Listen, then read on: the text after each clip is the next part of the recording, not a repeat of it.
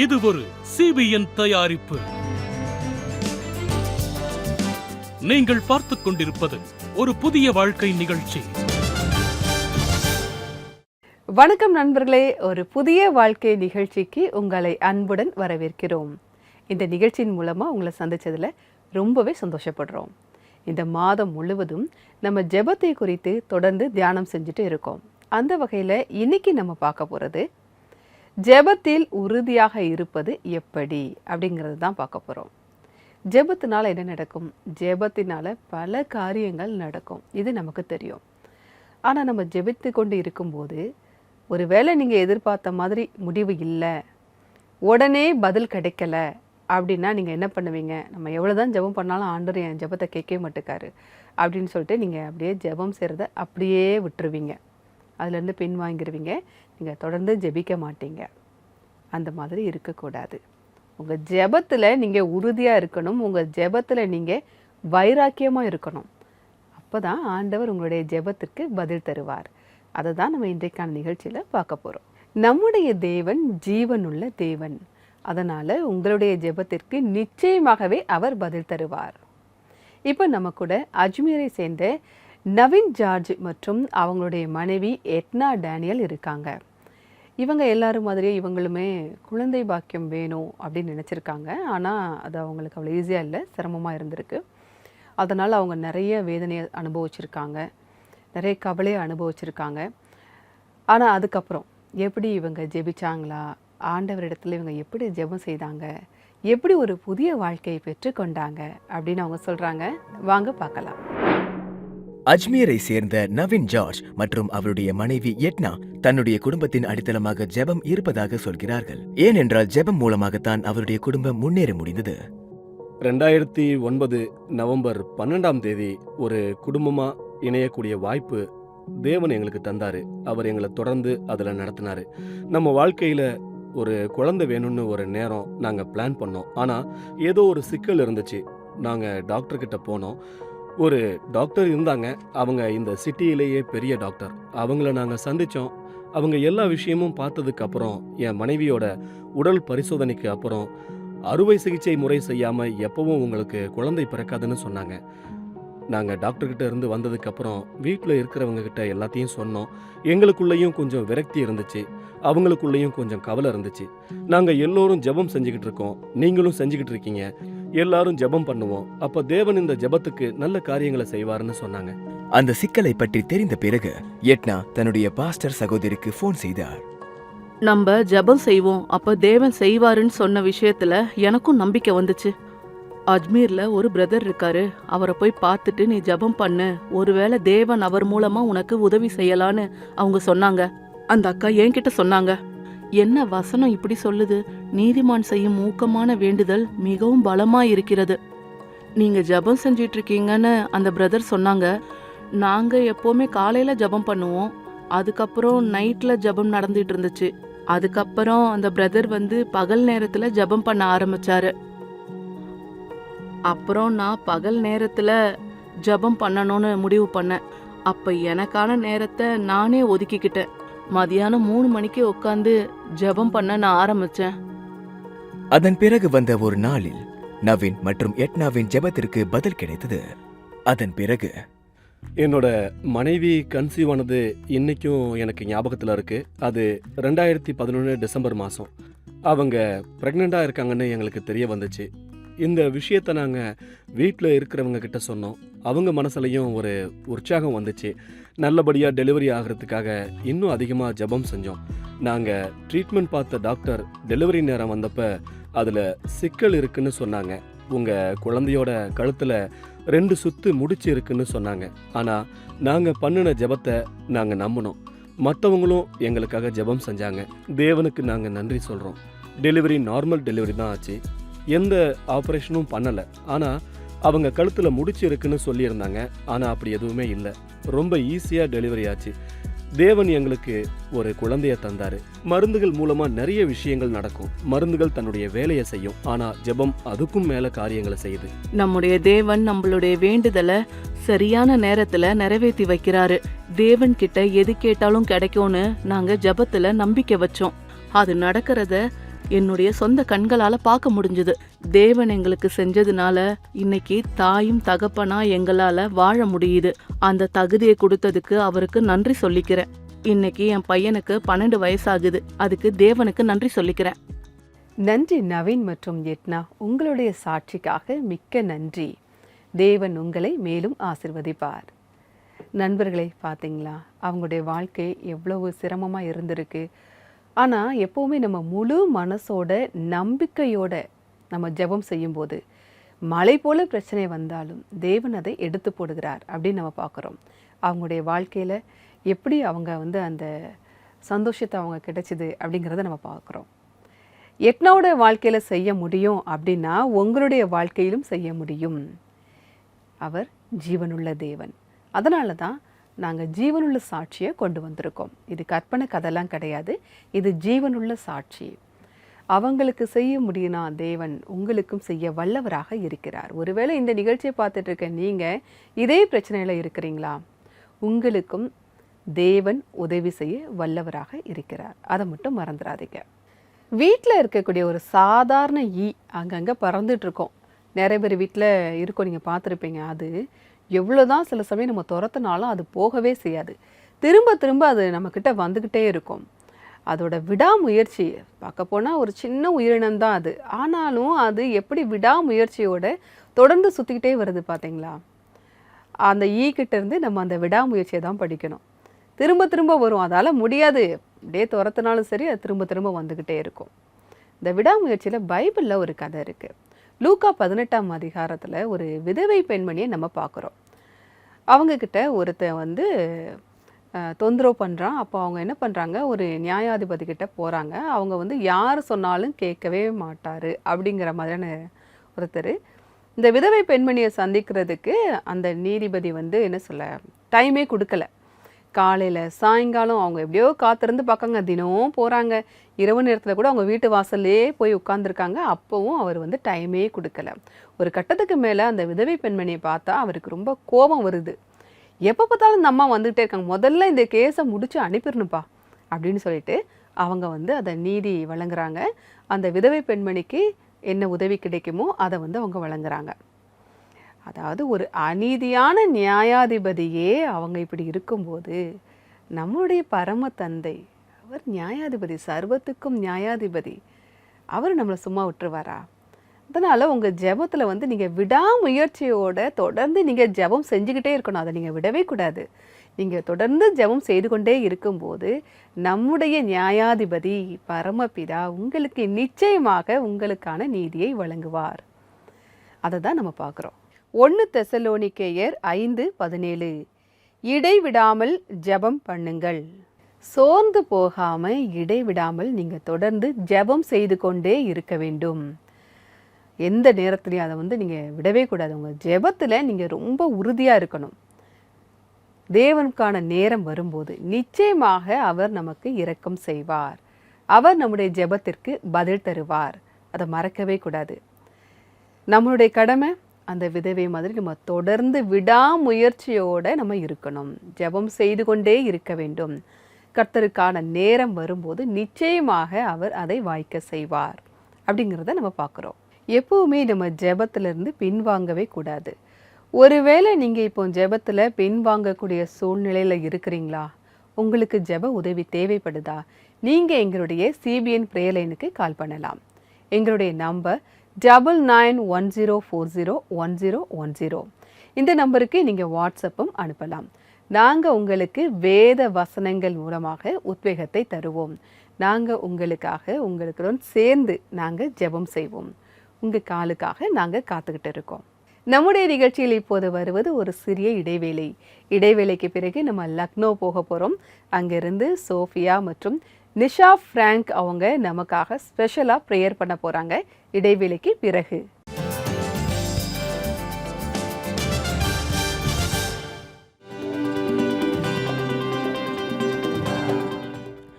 நாக்பூரை சேர்ந்த kingdom connection quire மற்றும் இஸ்லோப் college quire தேசிய டிவி சேனலில் ஒளிபரப்பாகிறது. அதனுடன் தேசத்தின் அழகான பள்ளத்தாக்குகளில் இருந்து ஜபூரின் பாடல்களை கேளுங்கள். இந்த பாடல்களை ஒரு புதிய வாழ்வு மற்றும் CBN இந்தியா யூடியூப் சேனலில் மட்டுமே பாருங்கள்.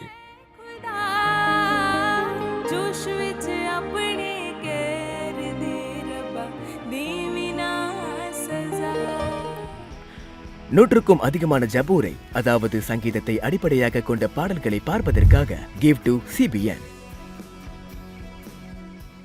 நீங்க விரக்தியா இருக்கீங்களா? உங்க சூழ்நிலையில எந்த மாற்றமும் இல்லையா?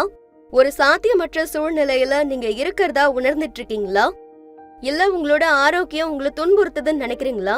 இந்த எல்லா விஷயங்களுக்காகவும் நம்ம எல்லாம் ஒன்னு சேர்ந்து ஜெபம் பண்ணலாம். ஜெபத்துக்கு ஒரு வாய்ப்பு தாங்க. இப்பவே நீங்க ஒரு புதிய வாழ்வு பிரேயர் லைனுக்கு கால் பண்ணுங்க அல்லது வேண்டுதல்களை வாட்ஸ்அப்ல அனுப்பி விடுங்க. எங்களோட போன் நம்பர் 9910401010.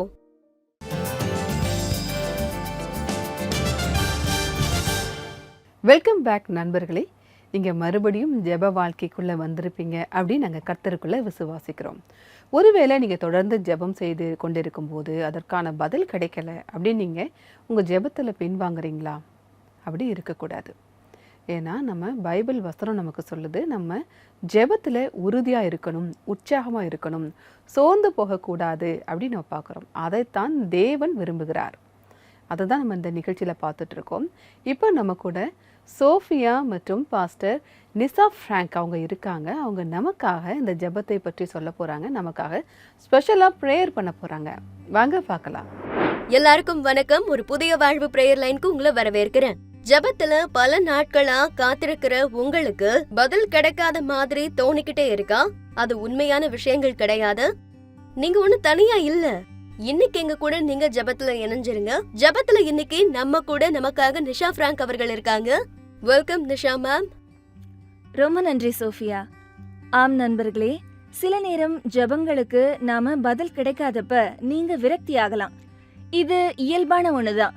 ஆனா நான் உங்களுக்கு சொல்ல விரும்புறது என்னன்னா, நீங்க ஒரு நல்ல விசுவாசியா இருப்பீங்கன்னா உங்களோட இந்த காத்திருக்கிற காலத்துல உங்களை ஆண்டவர் இயேசு கிறிஸ்து ஒரு அழகான பிளானுக்காக தான் ரெடி பண்ணிட்டு இருக்காங்கன்னு தெரிஞ்சுக்கோங்க.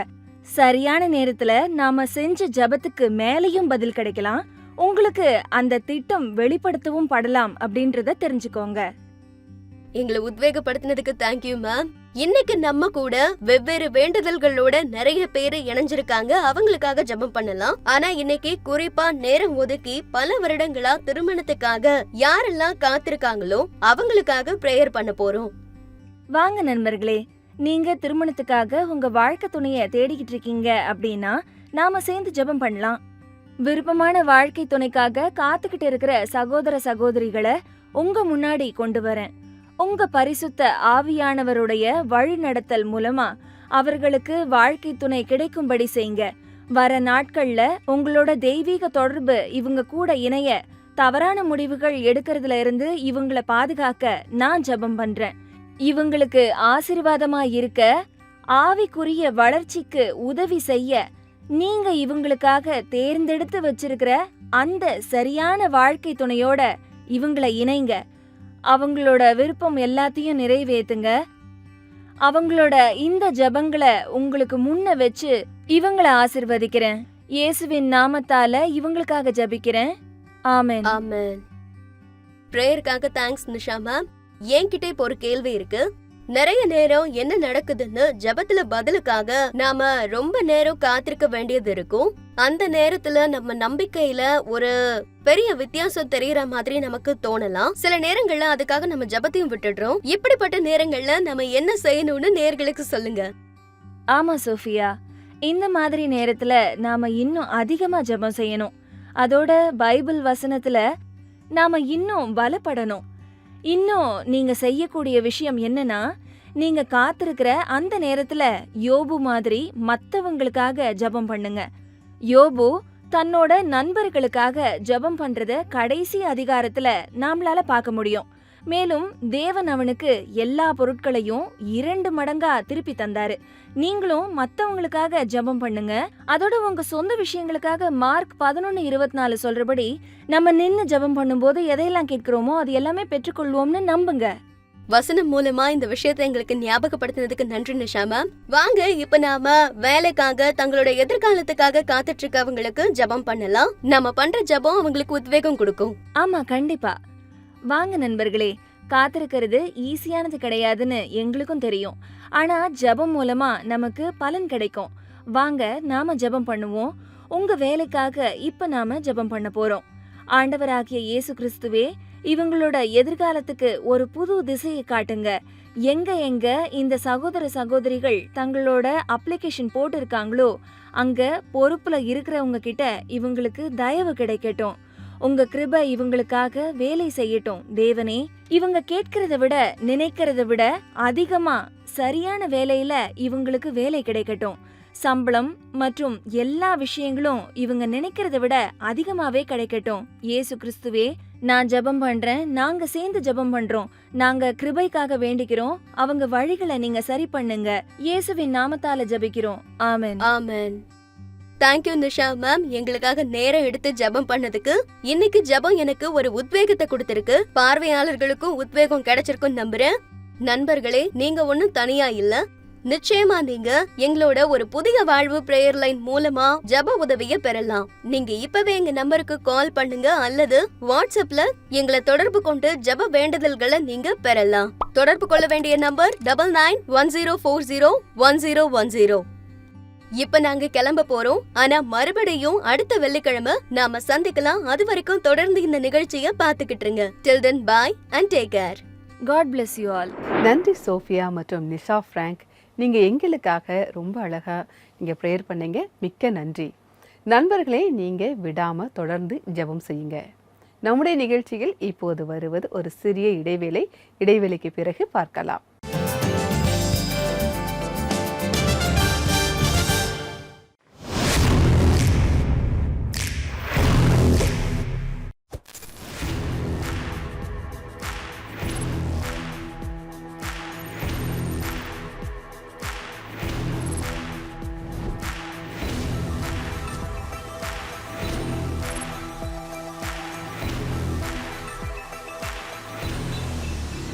இந்த ஸ்டூடியோ ரொம்ப ஸ்பெஷல். ஏன்னா இதுல அதிக இடம் இருக்கு. இது ஒரு பெரிய ஸ்டூடியோ. லைட்டிங் ரொம்ப அருமையா பண்ணப்பட்டிருக்கு. கேமராஸும் ரொம்ப ஸ்பெஷலான ஹை எண்ட் கேமராஸ் தான். இதுல ஃபர்ஸ்ட் திங் என்னன்னா, ஸ்டுடியோவை மெயின்டைன் பண்றதுங்கிறத ரொம்ப கஷ்டமான விஷயம். ஸ்டுடியோங்கிறது ரொம்பவே முக்கியமான ஒன்று. ஏன்னா அதோட பேக்ரவுண்ட் செட்டப், அப்புறம் குவாலிட்டி, டிசைன் அப்படின்னு இது எல்லாமே இதுல கலந்துருக்கு. இதுல இன்னொரு ஸ்பெஷலான விஷயம் என்னன்னா, முன்னமே ஃபேப்ரிகேட் பண்ணி வைக்கப்பட்ட செட்ஸ் தான். ஒரு சின்ன ஏரியால நிறைய செட்ஸை உருவாக்க முடியும். அப்படி இருக்கும்போது ஒரு ஷாட் எடுக்கிறதுக்கு அதிக நேரம் ஆகாது இல்லையா? கேமராவை லெஃப்ட் ரைட் நகர்த்தினாலே ஒரு ரெடிமேட் செட் இருக்கும். எல்லாத்துக்கும் மேல முக்கியமான விஷயம் என்னன்னா, சிபிஎனோட டீம் தான் எங்களை கம்ஃபர்டபுளா வச்சுக்கிட்டாங்க. எல்லாரும் எக்ஸ்பீரியன்ஸ்டு டீம் மெம்பர்ஸா இருந்தாங்க. அவங்க எல்லாரும் ஒரே குறிக்கோளோட வேலை பார்த்தாங்க. அதுதான் ரொம்ப இம்பார்ட்டன்ட் பாயிண்ட்னு நான் நினைக்கிறேன். இந்த டீம் டெல்லி குருகிராம் ஏரியால ஒர்க் பண்ண ரொம்ப ஈஸியான டீம்.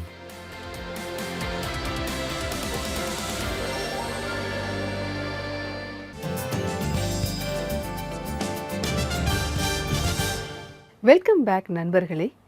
நம்ம இந்த மாதம் முழுவதும் ஜெபத்தை பற்றி பார்த்துட்டு இருக்கோம். அதுவும் இன்னைக்கு குறிப்பாக நம்முடைய ஜெபத்தில் நம்ம விடாமுயற்சியோட தொடர்ந்து எப்படி நம்ம உறுதியாக ஜெபம் பண்ணணும் அப்படிங்கிறத பார்த்துட்டு இருக்கோம். இப்போது நம்முடைய நிகழ்ச்சி வருவது நன்றி வெள்ளியே பகுதி.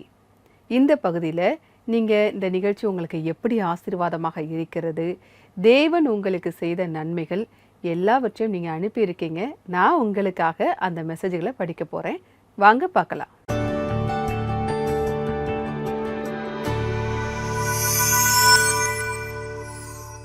இதில் ஃபர்ஸ்ட் மெசேஜ் வந்து நம்மளுடைய யூடியூப் பார்வையாளர் அனுப்பியிருக்காங்க. உங்களுக்காக நான் அதை வாசிக்கிறேன். மே மாதம் முழுவதும் நிராகரிப்பு பற்றி தொகுத்து வழங்கின மாதவி ராஜா அவர்களுக்கு நான் என்னுடைய நன்றியை தெரியப்படுத்த விரும்புகிறேன். நாங்கள் நிறைய கற்றுக்கொண்டோம். ரொம்ப நன்றிங்க. எங்களை வந்து பெயர் சொல்லி நீங்கள் நன்றி சொல்லியிருக்கீங்க. மிக்க நன்றி. தொடர்ந்து நம்முடைய நிகழ்ச்சிகளை பாருங்கள். நீங்கள் அந்த நிராகரிப்பு தலைப்பு வந்து ரொம்ப முக்கியமான தலைப்பு.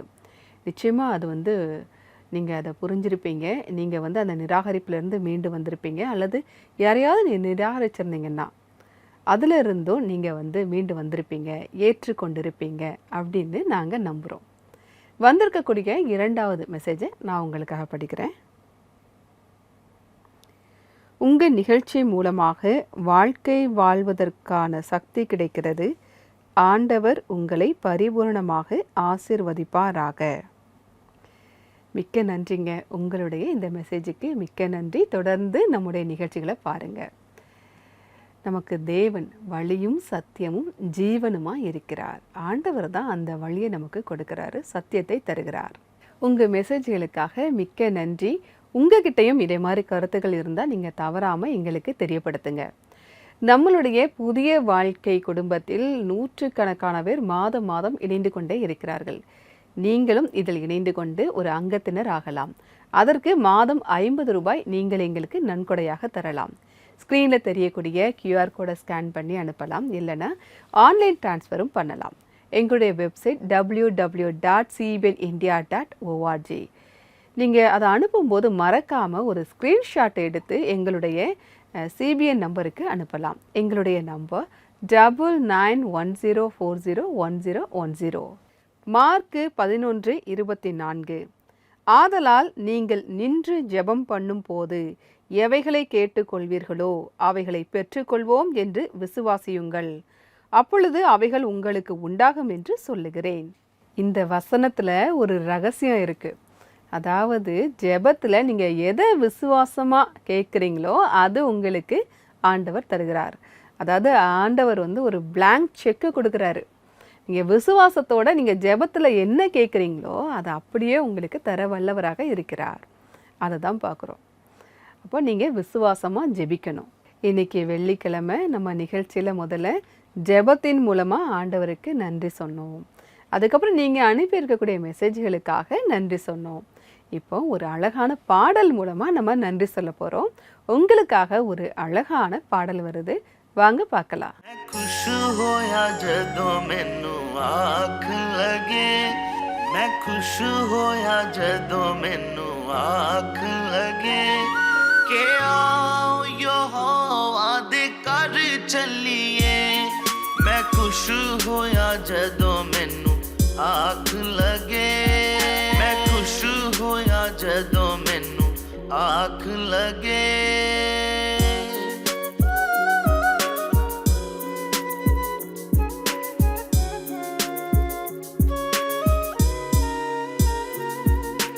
यरूशलम तू खुदावंदा शहर, ऐ यरूशलम तू खुदावंदा शहर।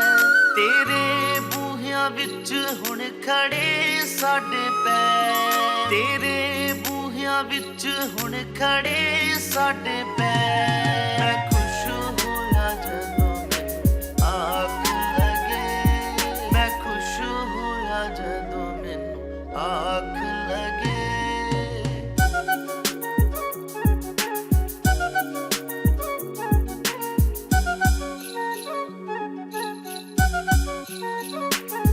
ऐ यरूशलम तू अजाइब बनी, ऐ यरूशलम तू अजाइब बनी।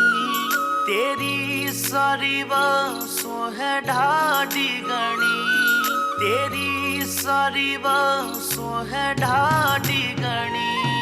मैं खुश होया जदों मैनू आख लगे, मैं खुश होया जदों मैनू आख लगे।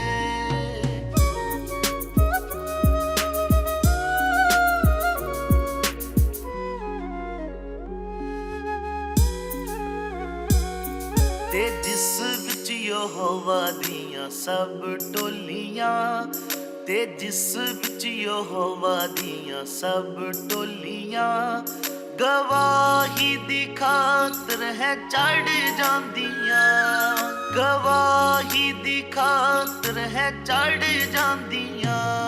मैं खुश होया जदों मैनू आख लगे, मैं खुश होया जदों मैनू आख लगे।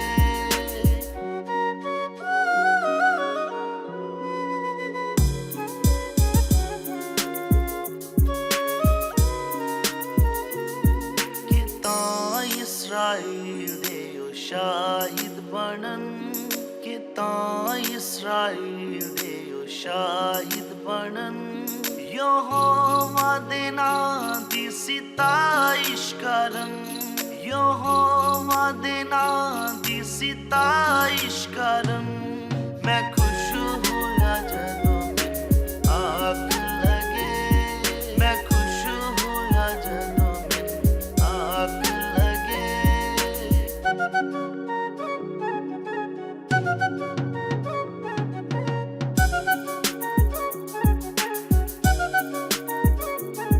ਕਿ ਉਸ ਬਿਤਰੇ ਹਨ ਅਦਾਲ ਦੇਤਾ ਕਿ ਉਸ ਬਿਤਰੇ ਹਨ ਅਦਾਲ ਦੇਤਾ ਕਿ ਦੋ ਦੇ ਸਾਰੇ ਘਰਾਣੇ ਦੇਤਾ ਕਿ ਦੋ ਦੇ ਸਾਰੇ ਘਰਾਣੇ ਦੇਤਾ ਮੈਂ ਖੁਸ਼ ਹੋਇਆ ਜਦੋਂ ரொம்ப நன்றி. ரொம்ப அழகான பாட்டு பாடுனீங்க. உங்களுக்கு மிக்க நன்றி. நண்பர்களே, நம்முடைய நிகழ்ச்சியில் இன்னைக்கு நம்ம என்னெல்லாம் பார்த்தோம்? நவீன் ஜார்ஜ் எட்னா தம்பதியுடைய ஜெபத்தை பார்த்தோம். அவங்க ஜெபத்தில் எப்படி அவங்க கடவுள் வந்து கர்த்தர் எப்படி வல்லமையாக வழி நடத்தினாரு அப்படிங்கிறத நம்ம பார்த்தோம். நம்ம கூட அப்படி தான், நம்முடைய வாழ்க்கையிலும் நம்ம அப்படி தான், நம்முடைய ஜெபத்தில் நம்ம தொடர்ந்து விடாமுயற்சியோடு நம்ம ஜெபம் செய்யும்போது தேவன் அதற்கு பதில் தருகிறார். அதை பார்த்தோம். அதுக்கப்புறம் அந்த விதவை பெண்மணியோட விடாமுயற்சியை நம்ம பார்த்தோம்.